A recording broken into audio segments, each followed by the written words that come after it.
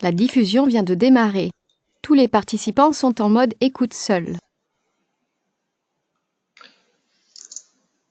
Hello, you should all be able to hear me now. So we will now start this webinar about a global Sigfox technology overview. This webinar will last roughly 45 minutes, giving us 15 minutes to answer your questions. So feel free to ask your question using the GoToWebinar toolbox during the webinar, and we will answer them either along the way or at the end of the presentation, depending on how it goes. So to introduce myself, I am Nicolas Lesconec. I've been at Sigfox for 3 years now. I'm in charge of the activity called technology adoption, which is basically making sure that our technology or service is properly known, understood, and easy to use for anyone. So this kind of webinar is exactly the core of my activity. So you have my email here if you want to reach me for any further question or inquiry about detailed part of our technology. To introduce the Sigfox technology, it's very important to understand how the architecture is from a global point of view. It's all about having devices, things in the field, living their life, sending small messages every now and then. So this is the job of device or solution makers. Sigfox is offering a communication solution. So meaning we have infrastructure set in place, so dedicated access station all over the world in more than 45 countries right now that are listening to the radio spectrum and detecting any communication sent by a Sigfox ready device. Those messages are then forwarded to the Sigfox cloud and to the end customer information system, be it a proprietary system or Microsoft, Amazon, or any kind of hosting provider. So we are all about listening to the radio spectrum, detecting communications, and forwarding them to you as you instructed us to do. Sigfox is what is called a low power wide area network. So this is a rather new type of network topology. Sigfox was the first to, let's say, create this space a few years ago now. So low power wide area means very low powered devices, all about getting a maximum battery life, and wide area meaning that there is a small number of base stations deployed because the range of communication is very high.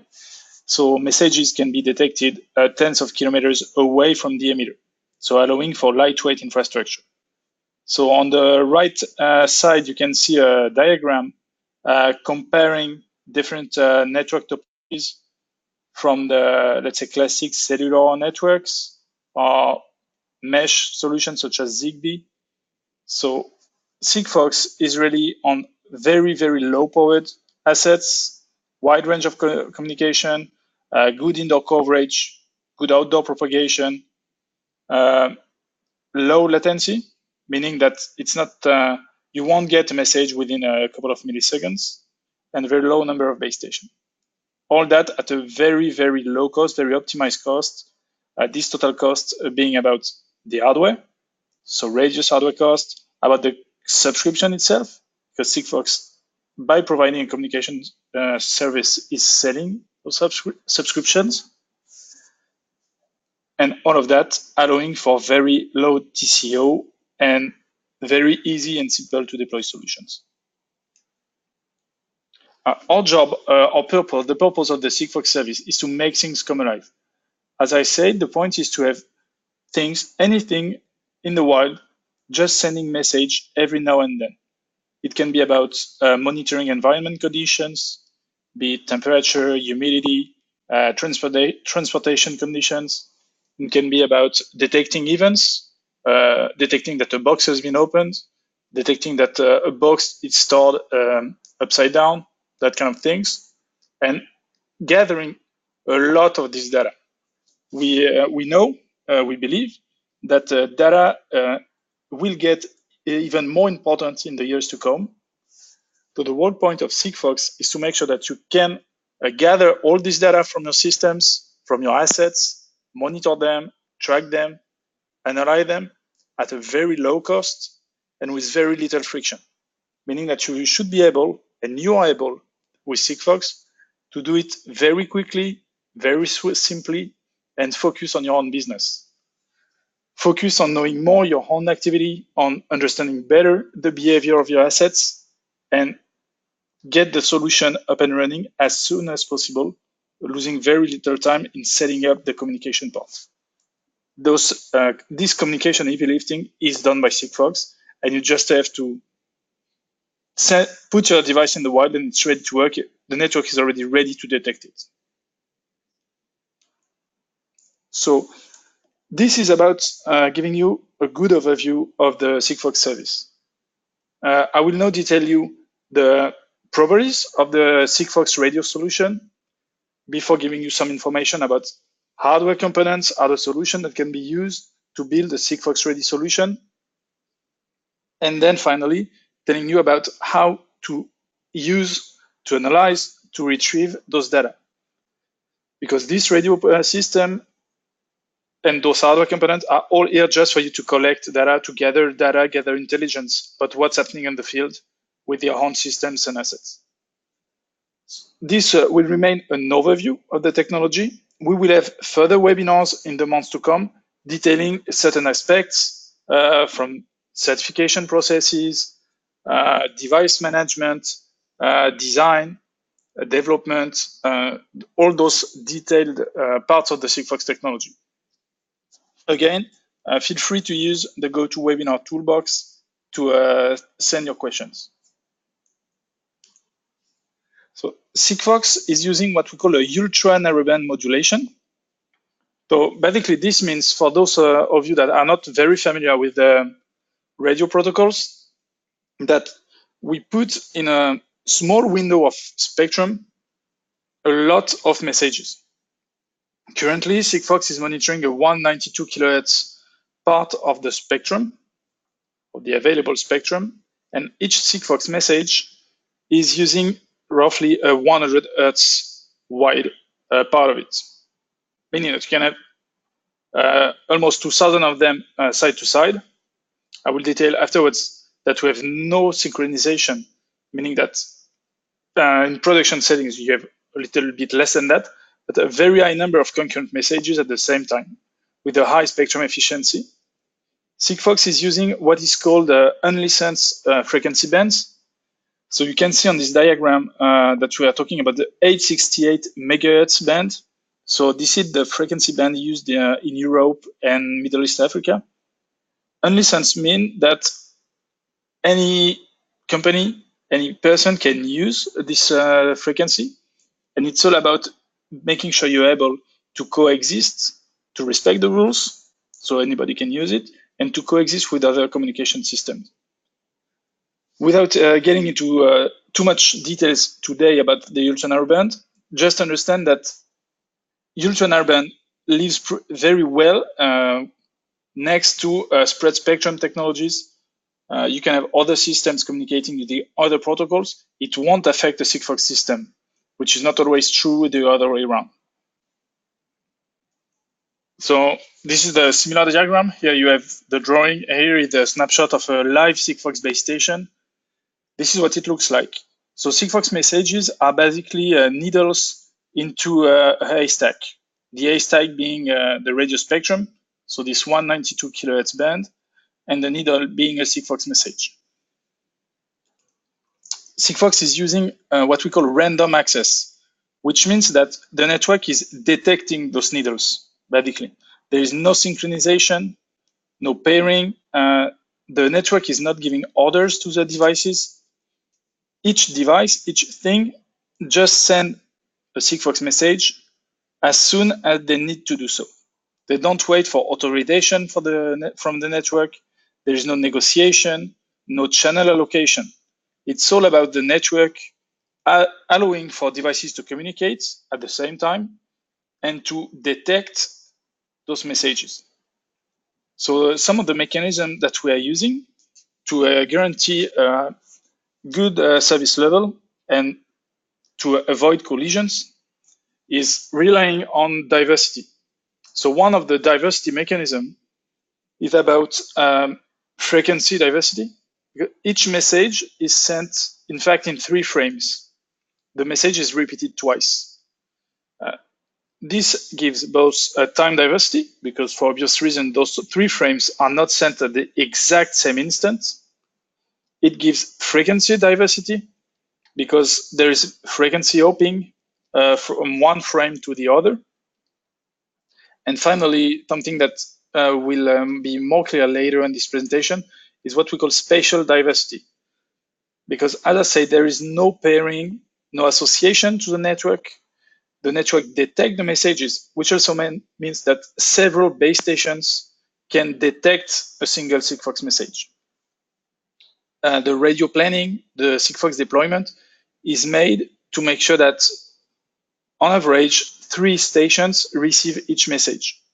So this spatial diversity means that conditions, spectrum conditions, are different from one place to another. So thanks to this wide area network, thanks to the fact that a message can be detected tens of kilometers away, this makes sure that we have a very, very low rate of collisions. So without having power-hungry and time-consuming negotiation between devices and network, this mechanism allows for devices to just do their thing. The network is not disciplining them. It's all about the devices listening to their environments, listening to their conditions, and sending relevant information as soon as they need to, reducing the time on air, reducing the power consumption, and making sure that each communication is properly received and that you have high resilience to outside perturbations.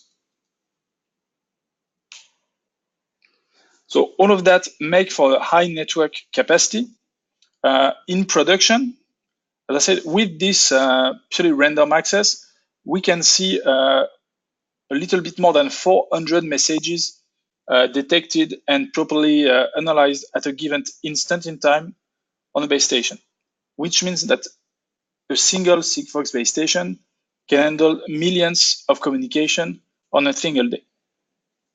You have below a couple of charts showing you comparisons of different radio technologies for those who are familiar with those terms, Aloha and so on, and indoor penetration.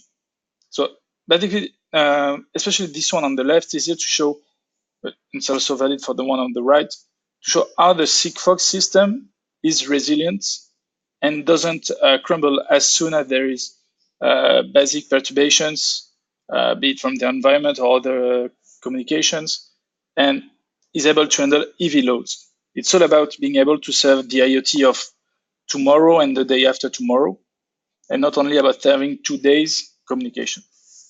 So this design has been made to make sure that the Sigfox network and the Sigfox technology is completely future-proof.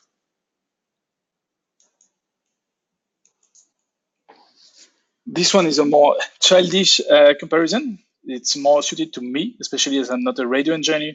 Basically, it's a way to represent the radio spectrum as an highway.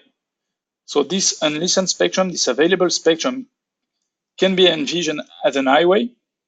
The conventional way, let's say using channel allocation, more classic standard communication systems, will cut the highway in several lanes. So depending on the number of channels, you will have 2 lanes, 3 lanes, 7 lanes if you have a very large highway.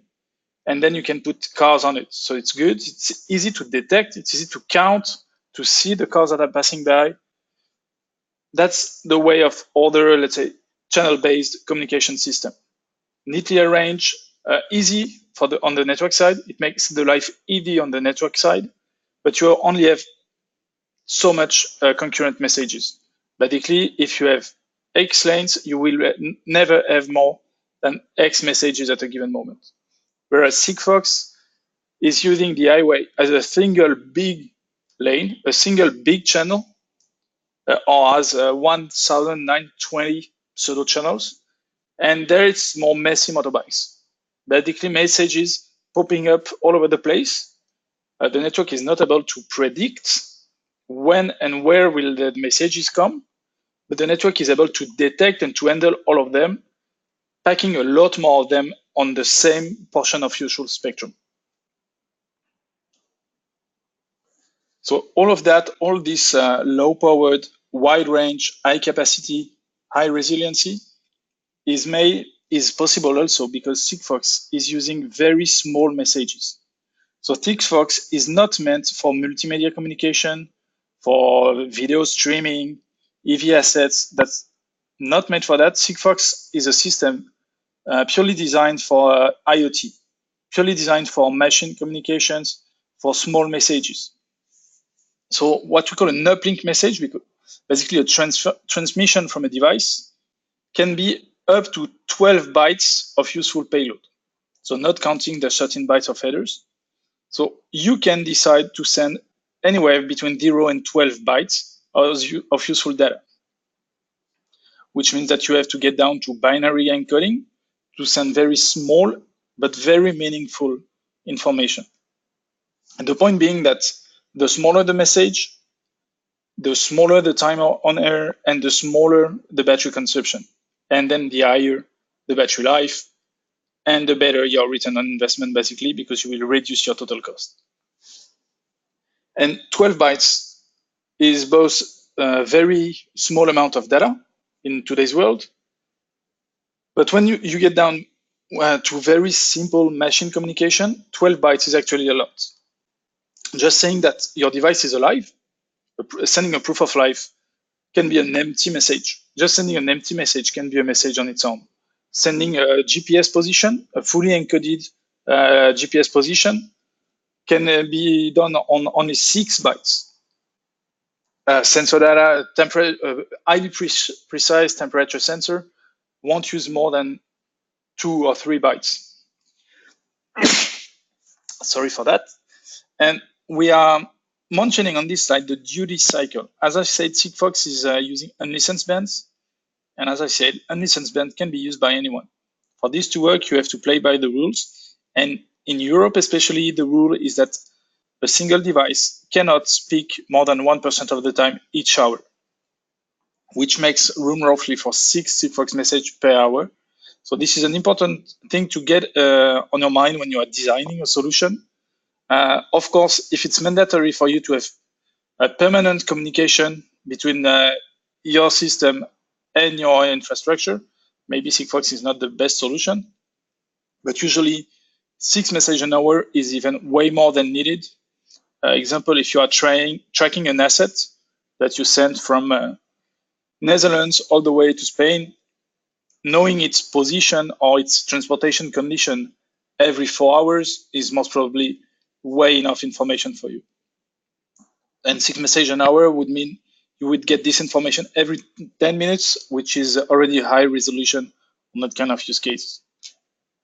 Downlink communications are the communication that can be done towards a device, which is about telling your device to change its behavior. Maybe you want to shut down a valve.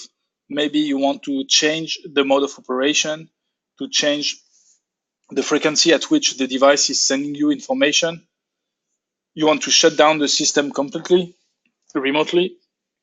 Anyway, a lot of things can be done using this 8-byte communication.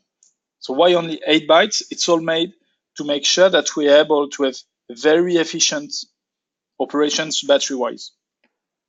And this way, you are sure that each communication is not too heavy on the battery consumption, and that you're able to have a system living its life, getting message back and forth for a very long time, up to several years, depending on your battery choice and on your application specifics. So on this communication part, down to the device, the duty cycle also applies to the Sigfox base station. It's kind of different because the downlink is made on a separate frequency band. And again, to be completely future-proof, current contracts guarantee up to 4 messages down to each device per day. So 4 guaranteed means that you can ask for more, but the service agreement you have will only guarantee best effort beyond the 4 guaranteed messages. To detail this bi-directional communication, you can see here how it works. The very important thing to get in mind is to increase the efficiency. By default, Sigfox devices are not listening, they are not waiting for orders from the network. So it's always the device that will start a communication, that will start a conversation. So each downlink message will be requested by the device to the network. So you can see what will happen is your device will send its message with the 3 frames, which makes for a total of 6 seconds of communication. In that case, you have a different bit in the message header. So this is all handled by the protocol. This is indicating the network that you are expecting a reply. The device will get to sleep after its emission with a total window of 20 seconds after the first frame. So again, this is made to make sure we comply with duty cycle, getting back to sleep, increase again battery efficiency, because it all boils down to make sure that every energy that you use for communication is useful. So your device gets back to sleep after its communication.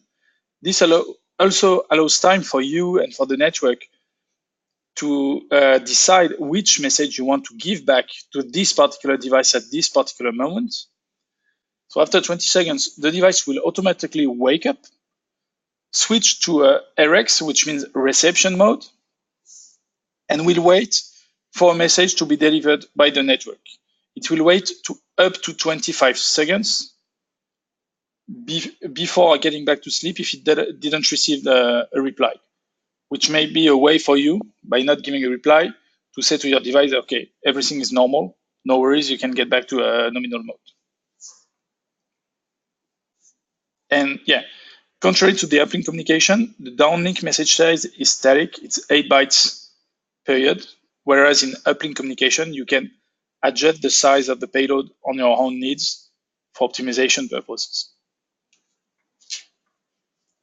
So as I said, every operation and every part of the Sigfox technology design is intended toward the higher energy efficiency possible. Because basically your devices will be sleeping or inactive communication-wise 99.x and very often 99.9x% of the time. In that case, the whole point is that the Sigfox part, the communication part, will use close to 0 energy in this idle state. This is what allows for years of autonomy for all those devices. Sigfox devices will use a little energy, so a few tens of milliamps. This will depend on your design and your provider, the chipset that you are using. So it will use a few tens of milliamps for the communication part only. So for 6 seconds, for example, if you are emitting an uplink message. And then it will get back to the idle state, where it will use only a few nanoamps, and even maybe less than that. Finally, the last part of the radio system, which is a service that was introduced last year, is that you can now locate your assets with a dedicated service offered by Sigfox, which means that any Sigfox device, regardless of its components, regardless of it having a GPS or not, and even devices that were designed, produced, and deployed before this service availability. So all Sigfox devices are available to eligible to this service, meaning that you can know where your device is each time it's communicated. So this service will offer a kilometer range precision. So this allows for very basic systems to monitor on top of your core, the core events you want to monitor. So on top of monitoring temperature, pressure, humidity, or on top of monitoring tank level, on top of monitoring energy consumption, you will be able to get information of the location of each asset, which is highly valuable, especially when you are talking about mobile assets that move around, where their movements are not always predictable and that are not always contained in your facilities, where you could rely on proper proprietary or private network coverage.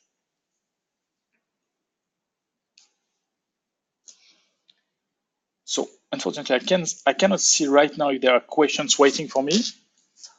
So I will keep moving on, and we'll make room for the question at the end. So now you should have a pretty good overview about the radio part of the Sigfox technology, about the network architecture, about the design choices, how the uplink and downlink communications are made, how all those properties made for a high capacity network. I will now tell you a little about the hardware solutions available to design your Sigfox device if you want to build your own solution. So the important part is that Sigfox system itself is not building or distributing chipsets. For this, we rely on an ecosystem of established partners with companies like STMicro, TI, NXP, Microchip, ON, and others building chipsets. All of these companies already have Sigfox ready chipsets available for sale. You can get evaluation kits, get started in minutes, or you can already start designing an industrial grade service with them. So you can use directly those radio front ends, those system on chips and so on, or you can use modules, again, with the wide range of module makers that are part of our ecosystem. Either Sigfox only modules, but you also have the ability to use Sigfox plus Wi-Fi, Sigfox plus Bluetooth, plus GPS, and so on. A lot of combinations are available right now, because it's important to keep in mind that Sigfox is complementary with other communication solutions. It's not about choosing Sigfox over something else. It's very often of combining the best of several worlds, sometimes using BLE for short-range communication and Sigfox for the wide-range communication, so BLE or Wi-Fi, and so on. So modules are available from $2 right now to USD, meaning that it's very cheap and very simple to get started with your own solution right now. Of course, you can also build your own radio solution if it makes sense for you. Just keep in mind that it's a costly process because it will involve a lot of design on your side, a certification process that would cost some time, and so on. So modules are usually the way to go if you envision small, medium volumes. Designing your own system can make sense either if you want to retrofit an existing solution to Sigfox, to upgrade it to Sigfox, or if you are envisioning very high volumes, 6, 7 figures, and so on. Feel free to reach out for details if you want to dig into that.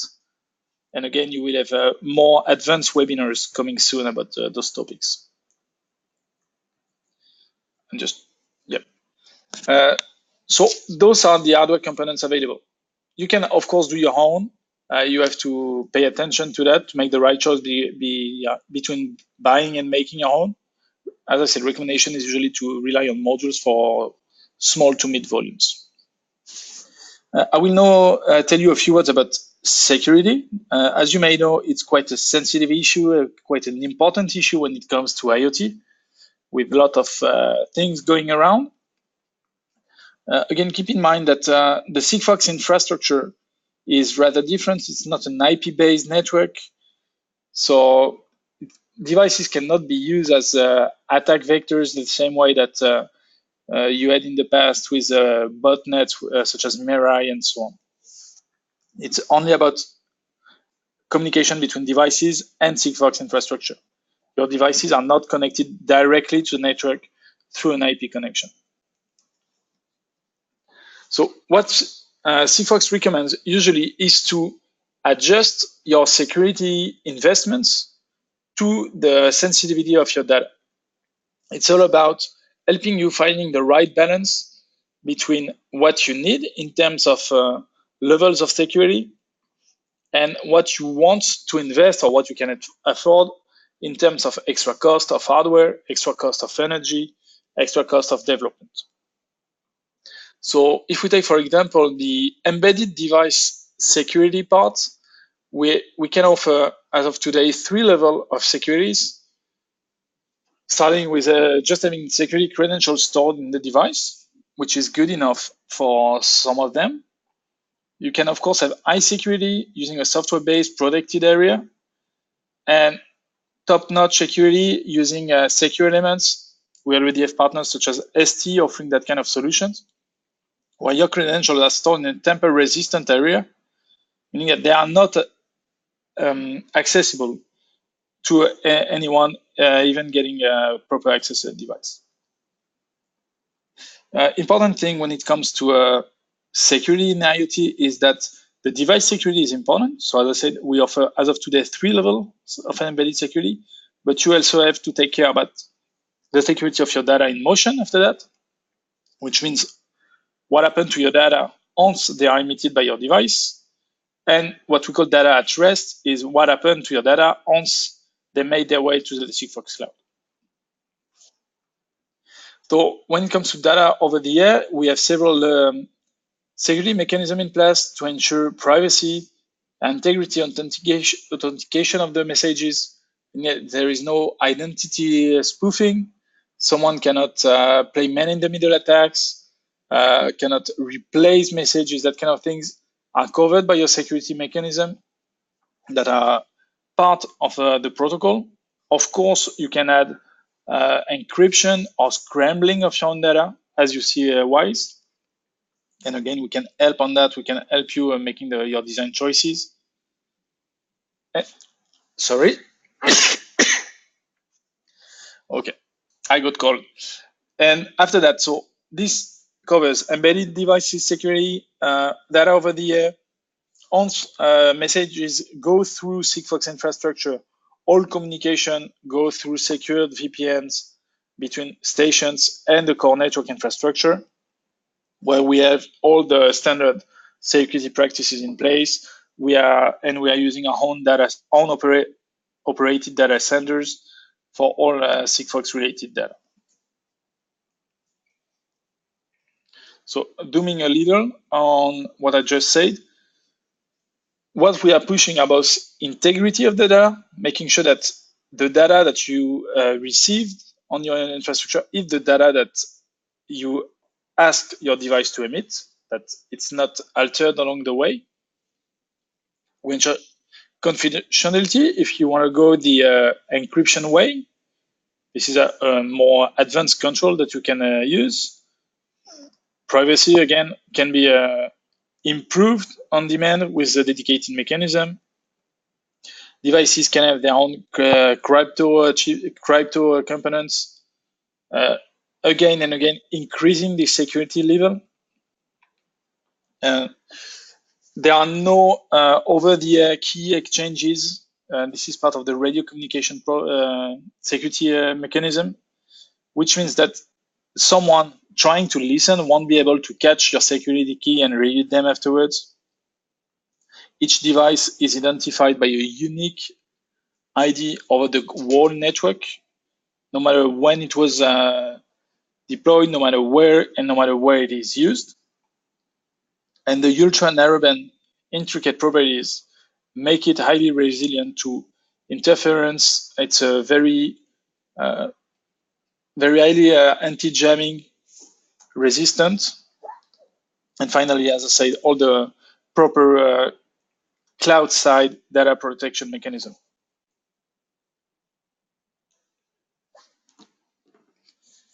Okay, so time is running short, but I should be right on the expected time. To tell you a little about the coverage, because as I said, Sigfox is an operated service, meaning that we install the infrastructure. So as of today, the service is available in a little bit more than 45 territories, as I said.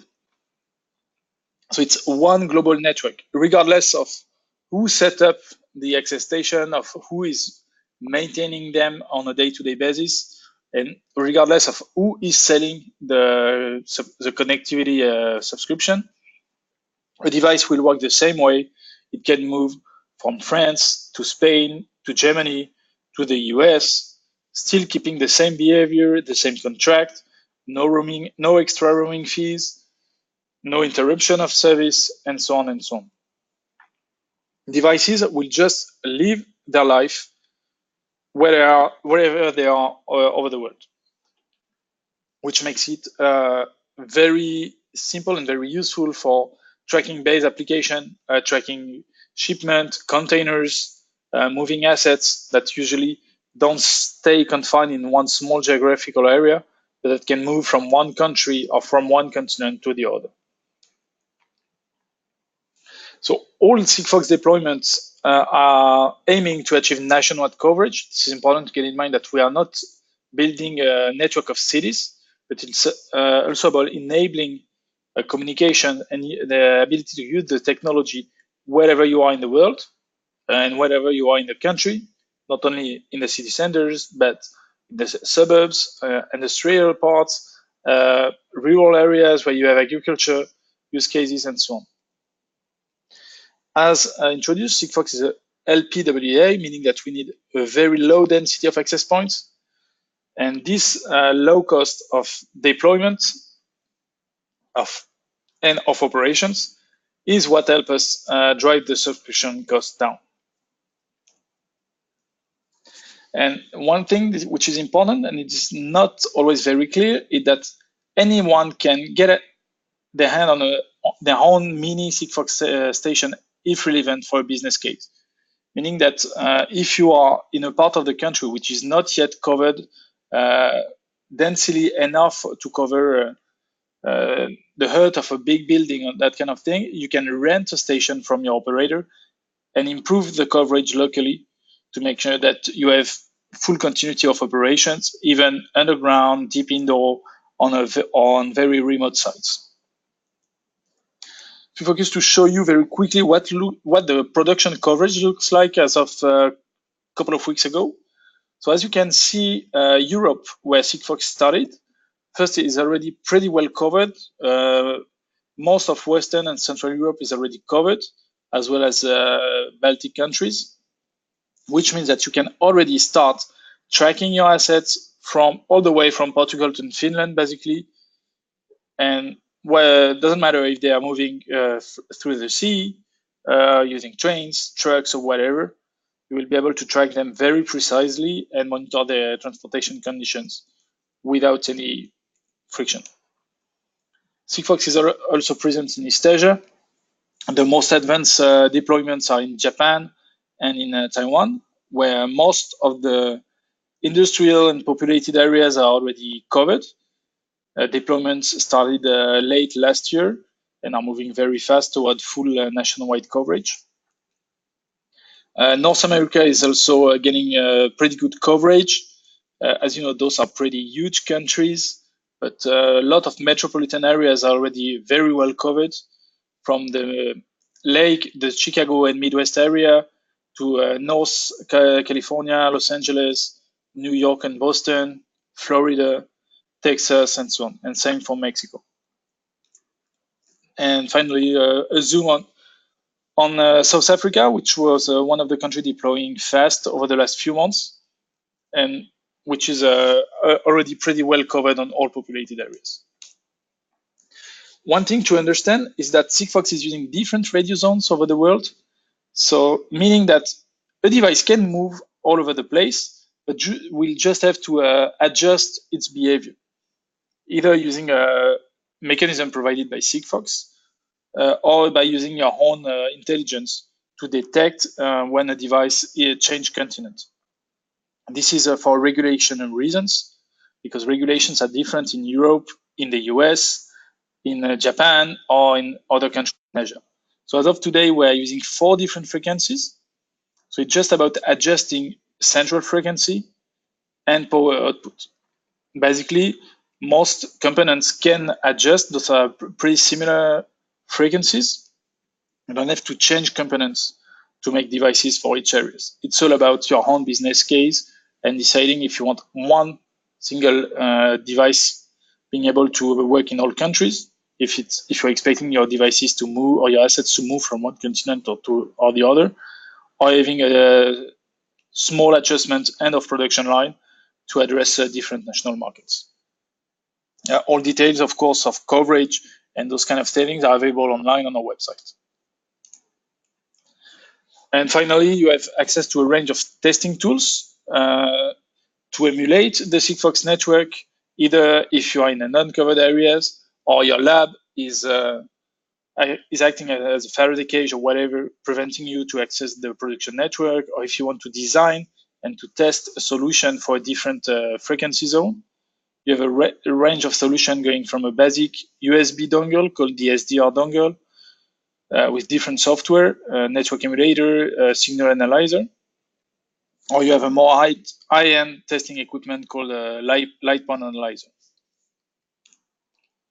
And finally, to give room for question, I'll get quickly through the cloud part. So the whole point is, once you're able to extract data from your environment, to send them through Sigfox, is for you to use it.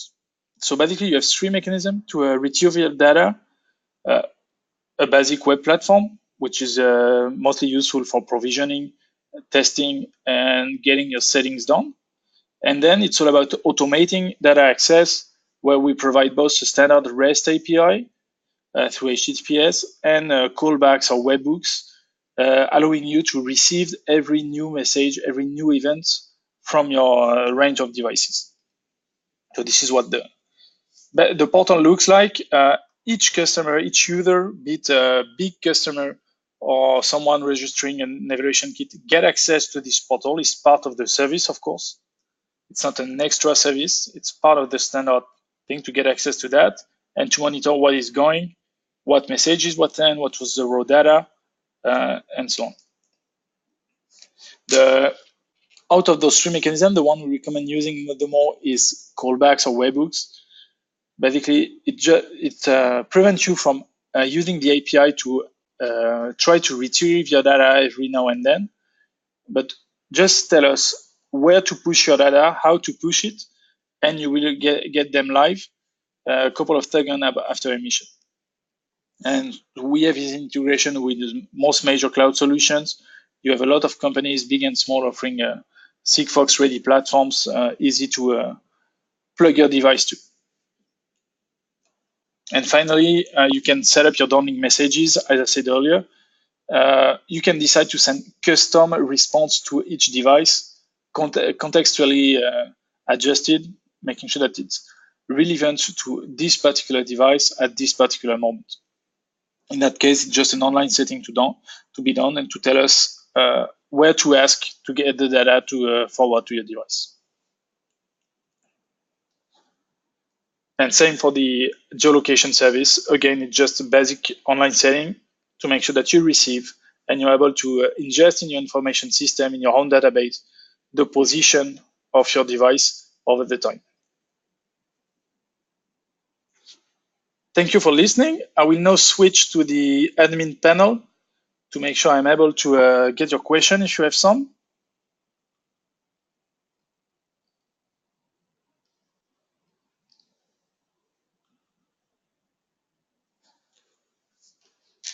Okay. Okay, so I have a very precise question about coverage. Maybe you are seeing it.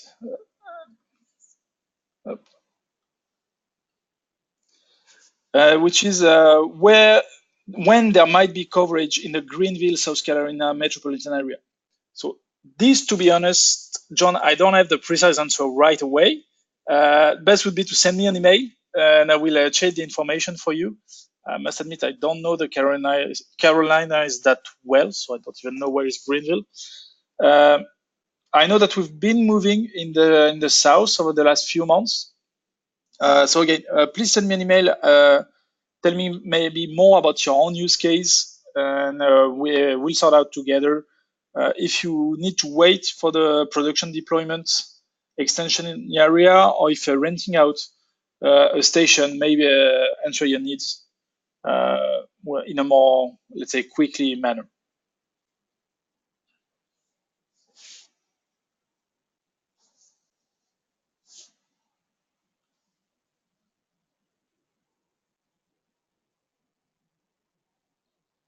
Okay, so yeah. Okay, yeah. Thanks, John. we'll do that. I will give you my contact in case you didn't get it from the presentation.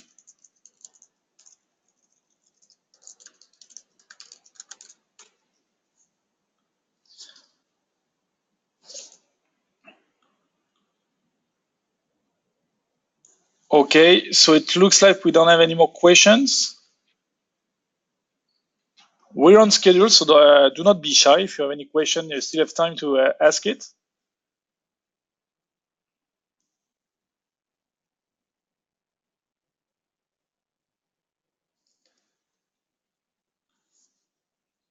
Okay, so